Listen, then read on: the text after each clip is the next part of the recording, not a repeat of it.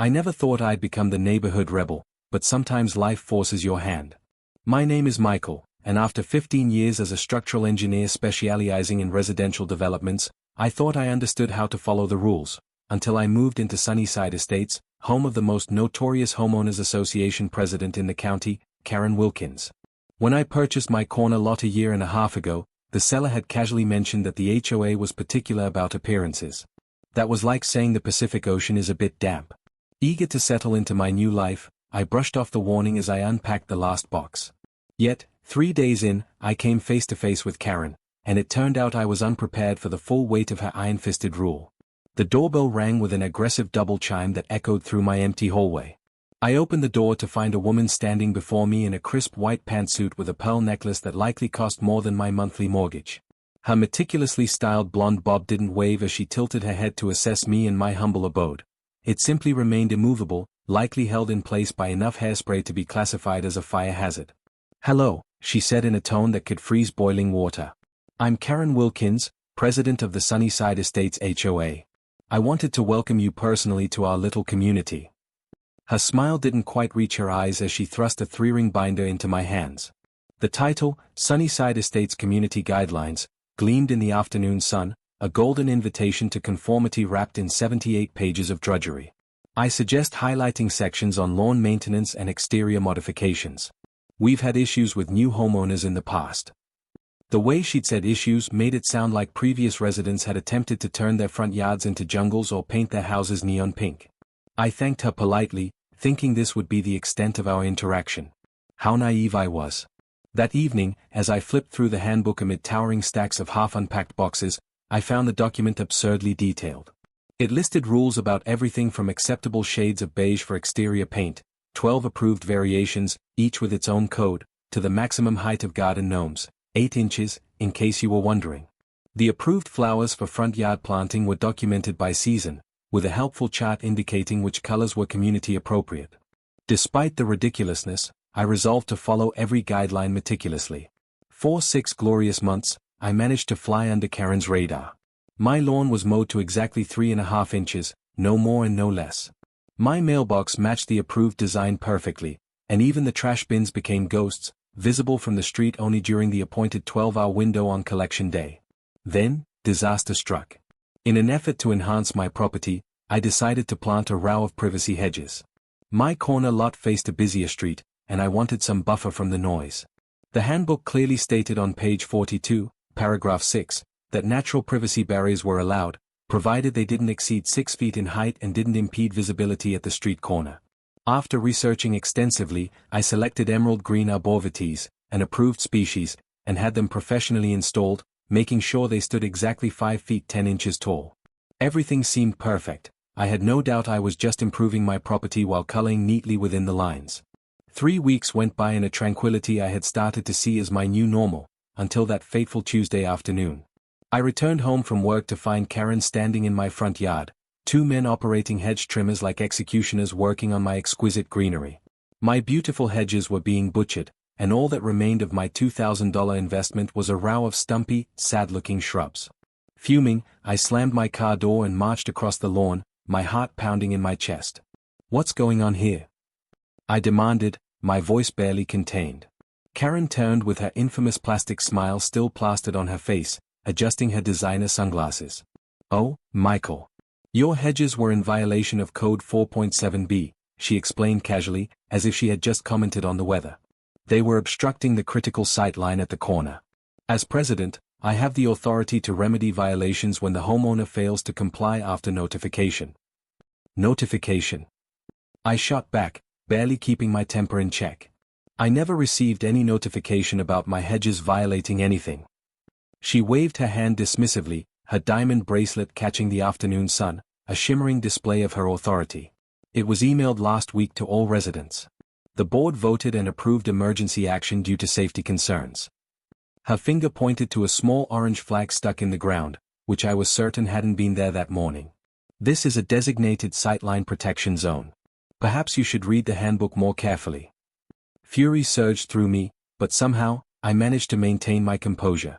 "Karen, the handbook states in Section 2, Paragraph 3 that any direct action by the board requires written notice delivered directly to the homeowner with a minimum 5-day compliance window.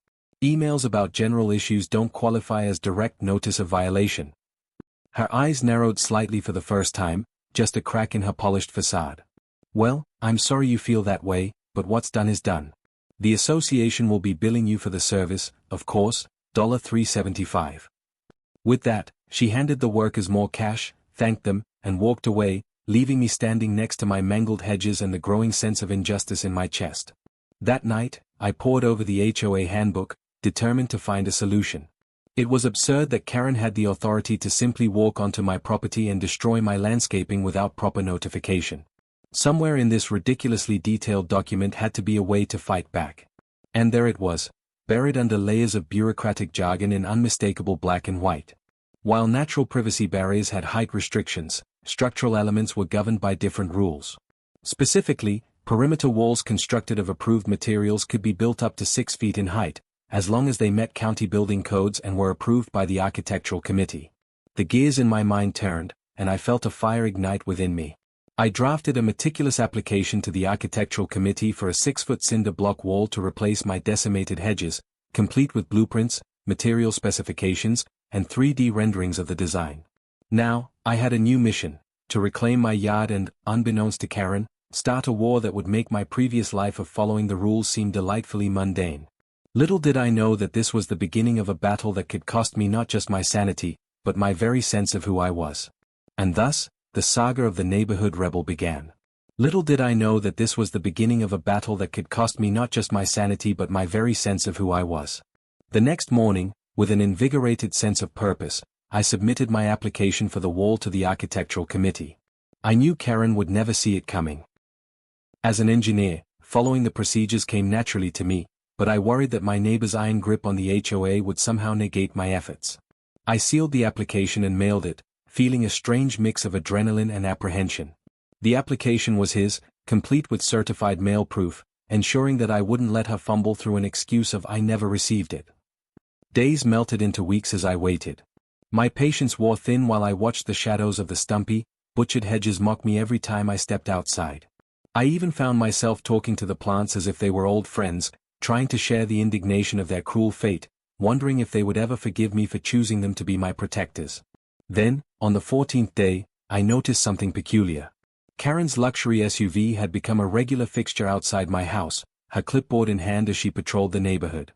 Each time she passed by, I felt a thrill of excitement and dread. She was waiting for me to slip up, to lose my cool, while I was discreetly plotting my comeback.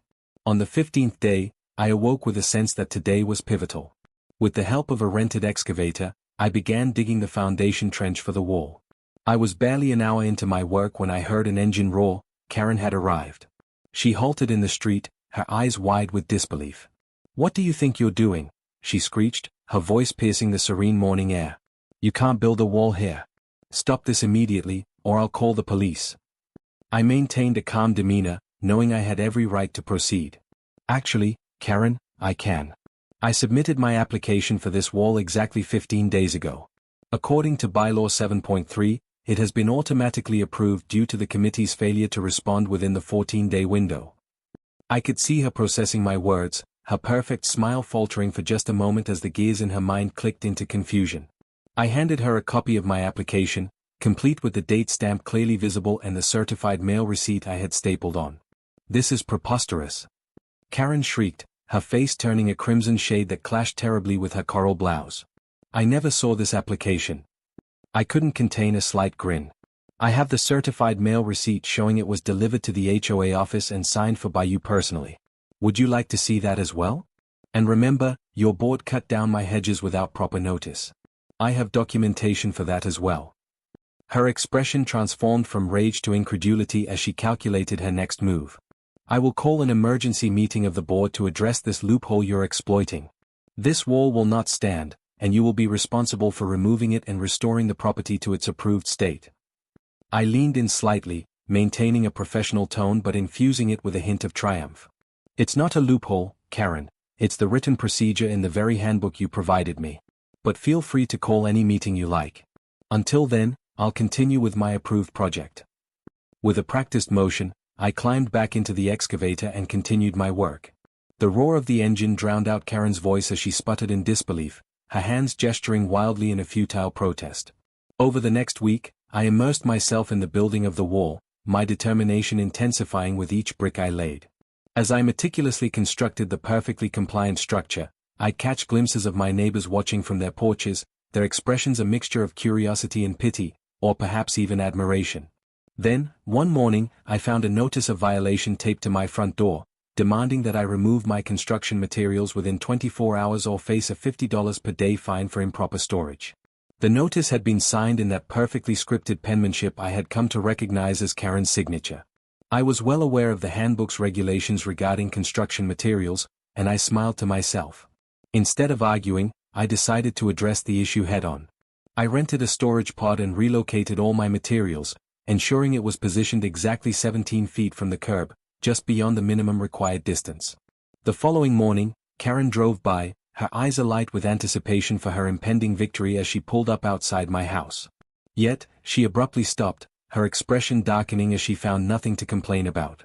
The look of disappointment on her face was worth every penny spent on the storage pod. As the wall neared completion, Karen's tactics escalated even more. She reported me to the county building inspector, claiming that I was building without a permit. However, I had secured all necessary permits before starting, something that came easily with my background in construction. When the inspector arrived, he reviewed my documentation and inspected the work. "This is some of the best residential masonry I've seen in years," he complimented, signing off on the inspection. "Most homeowners cut corners. You've gone above and beyond code requirements." That day, while he inspected the wall, I casually mentioned the HOA's recent actions, including how they'd cut down my hedges without proper notice. The inspector, familiar with Karen and her notorious reputation, suggested I look into the permits for some recent community improvements, particularly a decorative fountain Karen had commissioned for the neighborhood entrance. "Oh, the fountain?" he inquired, a knowing glint in his eyes. "We've had complaints about that. But every time we come out to inspect it, we're told the permits are in process. It's been going on for months now." Curiosity piqued, I quickly searched county records, and to my astonishment, I discovered that they hadn't merely failed to obtain permits for the fountain work, they had never even applied. The project was pushed through by Karen using nearly $30,000 of HOA funds, all without following proper procedures. A sense of vindication surged through me as I filed a formal complaint with the county, and within days, work on her pet project was halted with a stop work order and a fine of $5,000 levied against the HOA. But that was just the beginning. Karen's vindictiveness had ignited something within me, a determination to hold her accountable for years of neighborhood tyranny. As I dug deeper into the HOA's operations under her control, I compiled a comprehensive dossier of her procedural violations, selective enforcement of rules, and allegations of financial improprieties. I interviewed former board members who had resigned after disagreements with her, gathering an astonishing collection of testimonies from neighbors who had been unfairly targeted. Mrs. Chen, a retired accountant 3 doors down, became an invaluable ally. She had served as treasurer before Karen orchestrated her removal from the board 2 years ago and suspected financial mismanagement. The numbers never added up, she confided over tea on her immaculate patio, her garden a stark contrast to the tangled vines of HOA politics. Maintenance costs suddenly doubled after Karen hired her brother-in-law's company for landscaping. When I requested invoices, they told me they were confidential. With each nugget of information, my resolve solidified. I gathered evidence that anyone could see. Karen had built a kingdom of fear, and I was determined to topple it. Amidst the projects and paperwork, my walls slowly took shape, a beautiful structure standing solidly against her reign of terror. Finally, I completed the project just in time for the HOA's annual meeting, where the board elections would take place and the coming year's budget would be discussed. As I prepared for the meeting, I gathered several boxes of my documentation to share with the fellow homeowners. I handed each resident a sealed envelope containing my findings, a 15-page summary of Karen's violations, complete with timestamps and specific references to the bylaws. The cover of my report posed a simple question. Is this the leadership you want for Sunnyside Estates? When residents began to filter in, I grinned, watching Karen arrive 15 minutes late and visibly flustered by the unexpected turnout. Usually, the annual meetings were sparsely attended, yet nearly 100 people filled the room tonight, all clutching my dossier and murmuring in anticipation. As Karen called the meeting to order, her voice trembled ever so slightly. "We have an agenda to follow," she stated with an air of authority, yet I could sense the crack in her confidence. Before we could dive into her rehearsed agenda, Mrs. Chen stood up. "Before we proceed," she declared with surprising strength, "I move for an immediate vote of no confidence in President Wilkins. This motion is based on the documented violations of HOA bylaws, potential financial improprieties, and abuse of power detailed in the report we've all received." The motion was seconded almost instantly, with at least a dozen voices backing her, plunging Karen into a world of confusion and regret. As the results of the vote were announced, the room buzzed with excitement. 92 votes in favor of removing her, 3 abstained, and only Karen and her longtime friends supported her. A cheer erupted from the back of the room, excitement sweeping through the crowd. Standing stunned, Karen's expression shifted from defiance to shock. The power she had wielded for so long began to slip through her fingers like grains of sand. "You can't do this," she sputtered, her voice barely contained. "You can't do this to me. You're all just angry because I uphold community standards." Mrs. Chen, undeterred, stepped forward. "We're tired of your tyranny, Karen. Who do you think you are? We aren't against community standards, we're against your abuse of power." As Karen fumbled for words, David Thompson, the newly appointed interim president, took control of the meeting. "We need to form an audit committee to review our financial records for the past 3 years. Additionally, I will be suspending all violation notices currently outstanding until they can be reviewed for compliance." With her reign crumbling around her, Karen's face blanched as she surrendered the HOA records and her office keys, the symbol of her power. I gathered my things, my heart racing, not in triumph, but in the elation of seeing justice unfold. I had no intention of getting more involved in the HOA's politics. I simply wanted to live in peace, enjoy my new wall, and perhaps plant some flowering vines to grow along it in the spring. As I stepped outside to head home, I admired the wall from a distance, solid and professionally constructed. In that moment, I felt a mix of relief and satisfaction wash over me. Just as I reached my driveway, however, I heard the sound of rapid footsteps behind me. I turned to find Karen, her face contorted with rage. "You planned this all along. You engineered this entire situation just to humiliate me." Exhausted yet determined, I sighed. "No, Karen. You engineered this yourself. I just followed the rules, your rules." But even then, I could see the fire in her eyes, an ominous promise of revenge. Every nerve in my body tensed, bracing for the retaliation I knew would inevitably come. "This isn't over," she hissed, fury spilling from her lips. "I'll find a way to make you regret this. Nobody makes a fool of me and gets away with it." Her words hung in the air, thick with tension, but this time, I was ready for her. As I turned away, I heard Mrs. Chen and David Thompson approaching, and I couldn't shake the feeling that this fight was far from over. It wasn't the end, it was just the beginning. It wasn't the end, it was just the beginning. The tension hung thick in the air as I walked away from Karen, my heart racing with adrenaline. Despite the immediate threat receding with her ousting from the presidency, I knew she wouldn't go quietly. Her words echoed in my mind, "I'll find a way to make you regret this." The growing animosity between us felt like a dam waiting to burst, and I was fully aware that I would need to prepare for whatever she had in mind. In the days that followed, I kept my head low, meticulously tending to my new wall and enjoying the peaceful existence that now marked my home.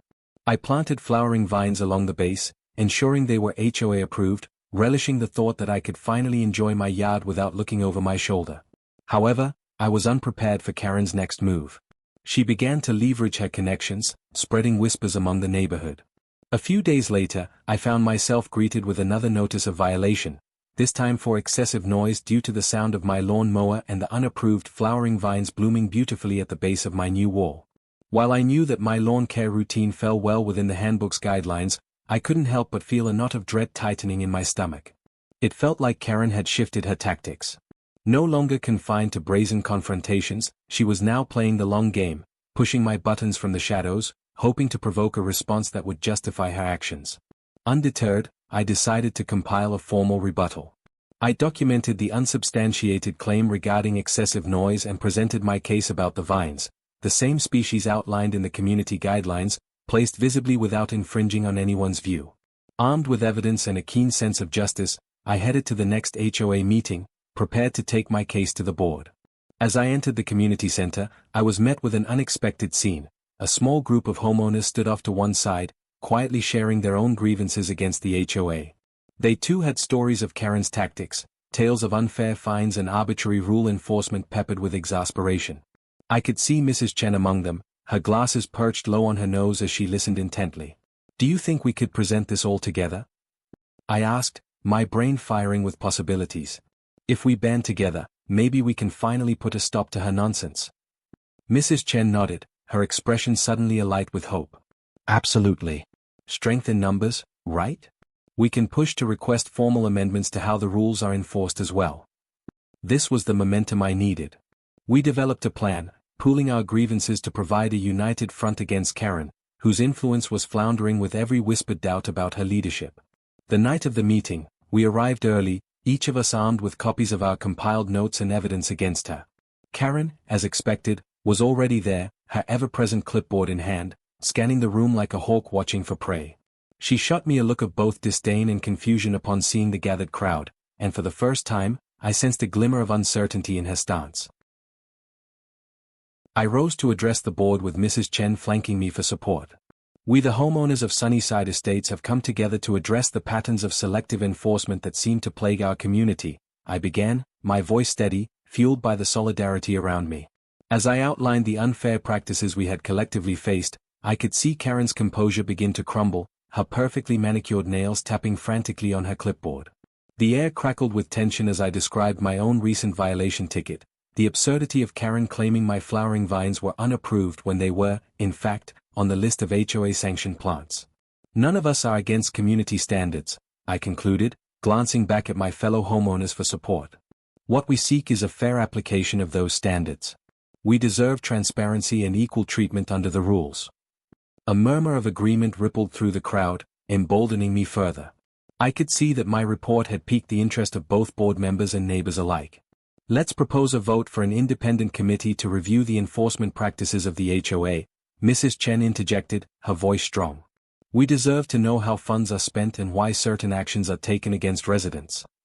The board members exchanged glances, and Karen's anger was palpable, it radiated from her in fierce waves.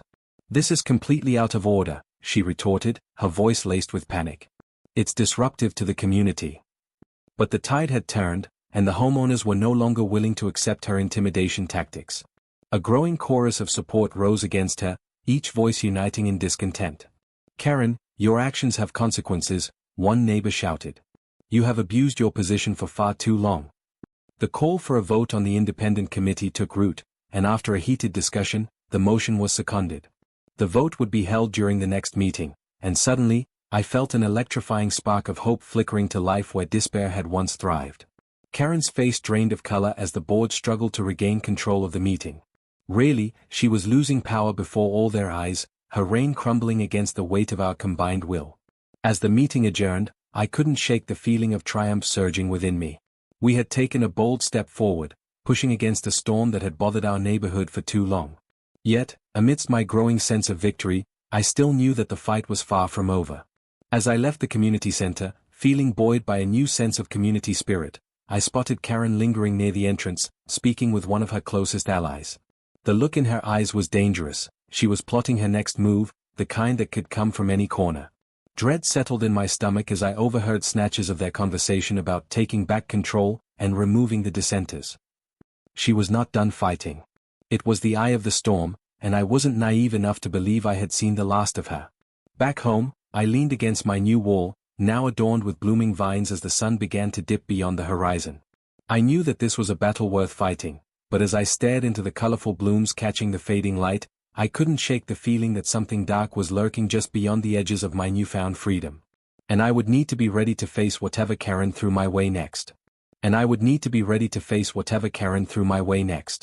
The looming shadows of conflict hung over me like a dark cloud, heavy with the potential for greater strife, but it wasn't just anxiety that filled me. I felt a renewed sense of purpose, a commitment to confront this battle not just for myself, but for all the residents whose voices had been stifled for so long. The days turned into a blur of preparation as I worked tirelessly to gather evidence, testimonies, and principles to bolster our cause. I organized neighborhood meetings in shifts, creating a network that ensured everyone's grievances found a voice. Mrs. Chen was instrumental in helping me sort through the financial reports, scrutinizing Karen's inexplicable budget line items and finding inconsistencies that left many homeowners fuming. As the date of the next HOA meeting approached, I could feel the energy in the neighborhood shifting. There was buzz at mailboxes and in front yards, a collective pulse of camaraderie. Neighbors who had remained vaguely aware of the HOA's operations were now rallying behind the cause. They were ready to stand together, united by the desire to reclaim their community. On the night of the meeting, I stood outside the community center, a swell of nervous excitement swirling in my stomach. Cars filled the parking lot, and the chatter of voices wafted through the open doors. I knew that what would transpire this evening would mark a pivotal moment in our neighborhood's history. As I stepped inside, I was met with an unexpectedly full room. The crowd was buzzing with anticipation, a clear indicator of how far our collective voices had traveled. Neighbors mingled, and the air was charged with determination. Karen stood in her corner, her presence looming like a dark thundercloud, radiating hostility. But instead of feeling intimidated, I found strength in the solidarity of my neighbors around me.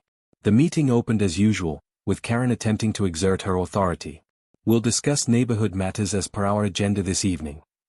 But the frustration was palpable, and she was quickly overruled by the gathering of homeowners eager to share their concerns. When the vote for the independent committee was brought to the floor, a hush fell over the room. Nervous glances were exchanged, and I took a deep breath, feeling the weight of the moment. Mrs. Chen stood beside me and encouraged me to speak. It was my turn. I approached the podium, hands trembling slightly, but my voice steadied as I began. Fellow residents, tonight we stand at a crossroads. It's not just about a wall or a lawn complaint. It's about the integrity of our community. This is a chance for us to reclaim our neighborhood from oppressive practices and to forge a welcoming environment where everyone's voice matters. Cheers erupted from the gathering, their energy invigorating me as I pushed forward. I recounted our struggles, not only my own but those of my fellow community members. I emphasized the importance of ensuring transparency in the HOA's processes, citing specific examples where Karen had disregarded our collective interests in favor of her own. As I spoke, I caught a glimpse of Karen's tightening jaw and clenched fists, evidence that this was hitting home. But I couldn't afford to falter. I had a mission, not just for myself but for all of us who wanted a brighter future for Sunnyside Estates. Let's take charge of our own narratives, I concluded, glancing at the resolute faces in the crowd, and proposed the formation of an independent committee to ensure fairness and transparency in everything we do for our neighborhood. Applause erupted as I stepped back, feeling a rush of adrenaline and gratitude. The crowd was on fire, each person eager to reclaim their power. The quick exchange of motions and seconds saw the vote brought to a swift conclusion. Karen stood, her face a mask of fury threatening to break. This is nonsense. You're making a mistake. You'll all regret this. David Thompson, the interim president, silenced her with a stern look. The vote is no longer hers to influence. We will proceed. As the board called for votes, it quickly became apparent that the tide had turned. The community overwhelmingly signaled their support for the formation of the independent committee, crafting a promising future in which residents finally had control over the forces that governed their lives. After the votes were counted and the committee formed, a sense of triumph spread through the crowd. There were cheers, hugs, and an infectious sense of hope, a feeling I hadn't experienced in a long time. Unity had brought change. Thanking everyone for their support, I stepped outside into the cool night air, breathing deeply as I watched the twinkle of stars appear overhead. I turned my gaze back to my home, where the wall stood strong, a silent testament to the battles fought, a symbol of resilience, courage, and, finally, collective triumph. But as I began to stroll home, I spotted Karen lurking in the shadows of the community center, her face aglow with rage, bidding farewell to the last of the board members. I knew this wouldn't be the end of her efforts to regain control. Rather, it was just one battle in a much larger war. Determined, I stepped forward. I won't let you intimidate us anymore, Karen. She spun around, eyes blazing. You think this is over? You've made a big mistake messing with me. I held my ground, my resolve steady. No, Karen. You've made a mistake underestimating us. We're done living in fear. As I turned away, the last remnants of that dark atmosphere began to lift. I walked toward my home, knowing that the fight wasn't over, but it no longer felt overwhelming. Together, we were ready to face whatever came next, united as a community committed to creating a home that belonged to everyone. My heart swelled with hope. The road ahead was uncertain, but for the first time in a long time, it felt like a journey worth taking. The blooming vines along my wall swayed gently in the evening breeze, their beauty a reminder of the new beginnings that awaited us all.